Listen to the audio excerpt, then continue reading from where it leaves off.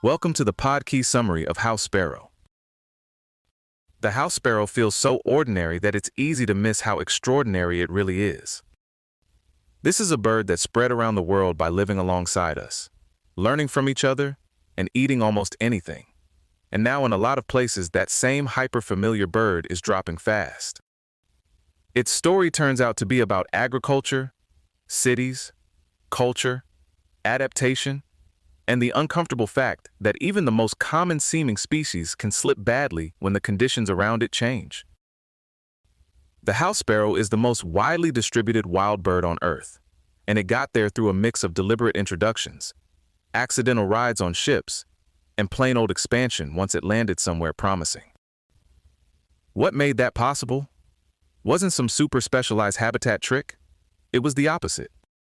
Roughly 10,000 years ago, as agriculture took hold, sparrows started thriving around human settlements, and they've been cashing that check ever since. They're closely tied to us, but not completely dependent on us. In Central Asia, some migratory populations still breed out in open country. And they're absurdly flexible about place. They've turned up in factories, zoos, and even an English coal mine 640 meters underground, which is not exactly the postcard version of bird habitat. When introduced populations really get going, they can spread at more than 230 kilometers a year. Part of that success may come from something pretty subtle. Compared with less successful invaders, like the Eurasian tree sparrow, house sparrows may pay lower physiological and behavioral costs when dealing with immune challenges. In plain language, adapting and staying healthy may simply be less taxing for them. We tend to picture sparrows as little grain peckers, but they're much more opportunistic than that. In temperate farm country, seeds can make up about 90% of the diet, but that's only part of the menu. They also eat insects, caterpillars, berries, garbage, restaurant scraps, lizards, frogs, and food stolen from other birds.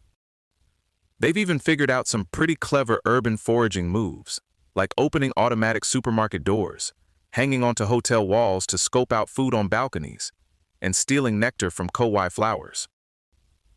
And because hard food takes work, they need grit too. Often bits of masonry or crushed shell to help grind it down. The diet shifts with age and place.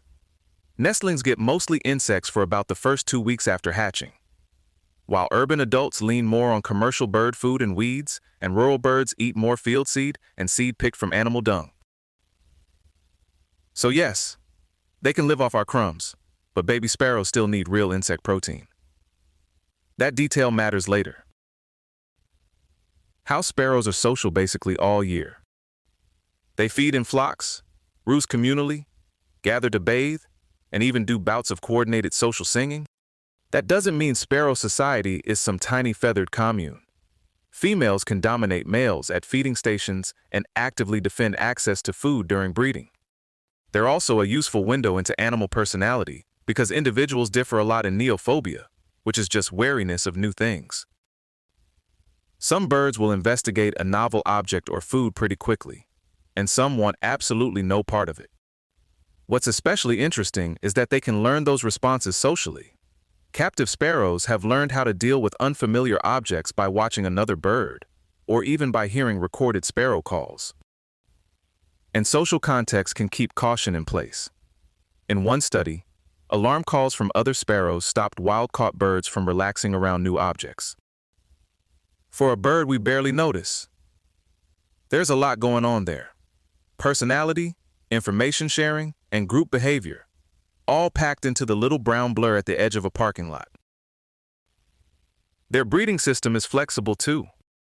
House sparrows are socially monogamous, and pairs often stay together for life, but genetically it's not always exclusive. About 15% of fledglings are fathered by a bird other than the female's social mate. Males guard mates closely, while females often initiate copulation, which is one of those reminders that the tidy story we tell about animal pair bonds is usually tidier than the reality. They can start breeding very early, sometimes the season after they hatch, though first-timers usually don't do especially well, and older birds tend to breed earlier and raise more young. Gauge size is flexible too. 4 or 5 eggs is typical, but it can range from 1 to 10. Many raise at least 2 broods. Tropical birds can manage as many as 7, and migratory Central Asian birds may have just 1 clutch, but average around 6.5 eggs. There are limits, though. On small islands, inbreeding depression shows up as lower survival and fewer offspring, and genetic studies haven't found clear evidence that sparrows actively avoid mating with relatives. Globally, the house sparrow is still classified as least concern, and estimates put the population near 1.4 billion birds. That sounds reassuring until you look region by region. A 21-year European citizen science study found an almost 60% decline across its native European range by 2021. In Great Britain, numbers are down about 68% from their early 1970s peak, and in some regions, the decline is roughly 90%. North American populations, where the bird was introduced and became a classic city species, are estimated to have fallen 84% since 1966. The leading explanation increasingly points to a shortage of insects for nestlings. Modern monoculture, pesticide use, and the replacement of native vegetation, with parking lots and ornamental plantings, all reduce the bug-rich habitat that young sparrows depend on. Other suspects keep coming up, including predators, disease, building design, and electromagnetic radiation. But the picture is still contested. What's striking is how the bird's history keeps showing the same lesson in different forms. Abundance can reverse.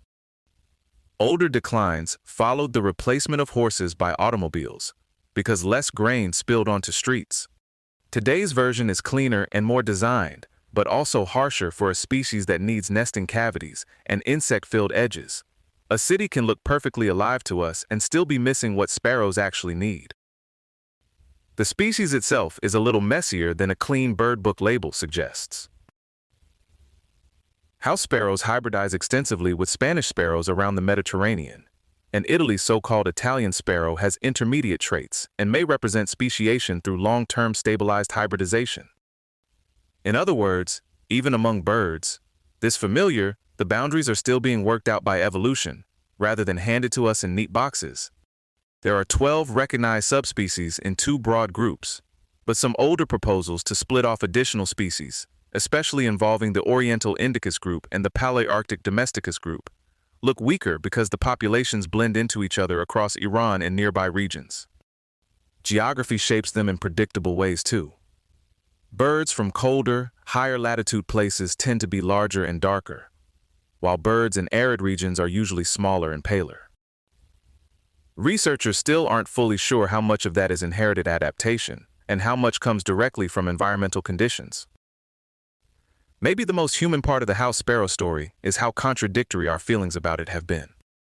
People have treated it as a pest for damaging crops and competing with native birds, but also as an ally because it eats insect pests.